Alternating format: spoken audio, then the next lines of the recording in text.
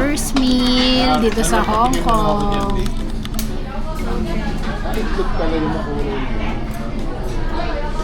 Hi guys.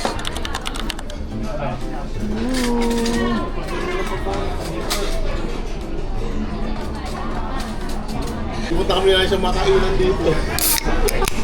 Kung buwa ka may kapihan dyan. Guys, super sarap ng cook sa Hong Kong, promise. Di na nakatiis.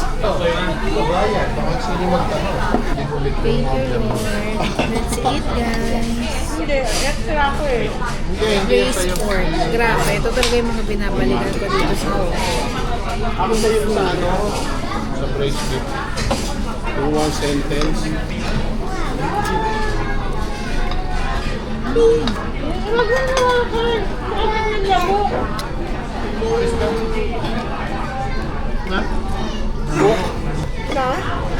Gabi, super sarap, super lambot, no? Ng beef. Pork ba to, beef?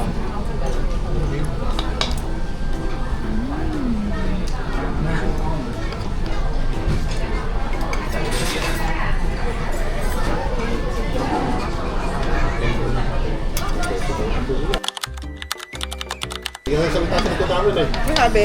Baya, ba kailangan nila ito?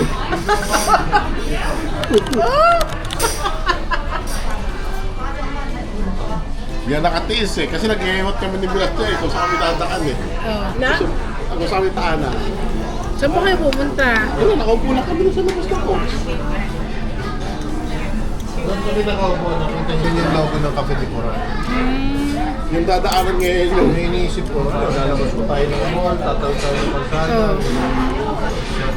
O kabayan, naghanap pa kayo ng mga kainan. Sino yun? Ngayon, yung isip ko alam na namin lahat ng perks sa Hong Kong. Wait lang, may Ayan na. Yun na. Pwede.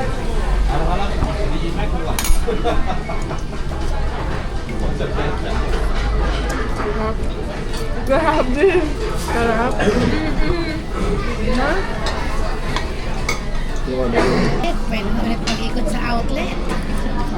mag-trend na lang tayo bilas para hindi hassle ka maleta. Dali niyo na yung mga bag kasi bibili pa Ang kami problema nito,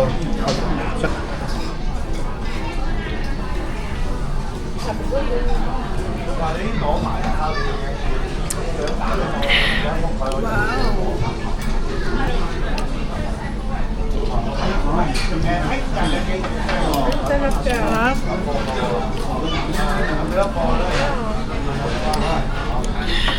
Grabe, super relaxing na sabaw. Maubos mo yan. Oh, malak. Oh,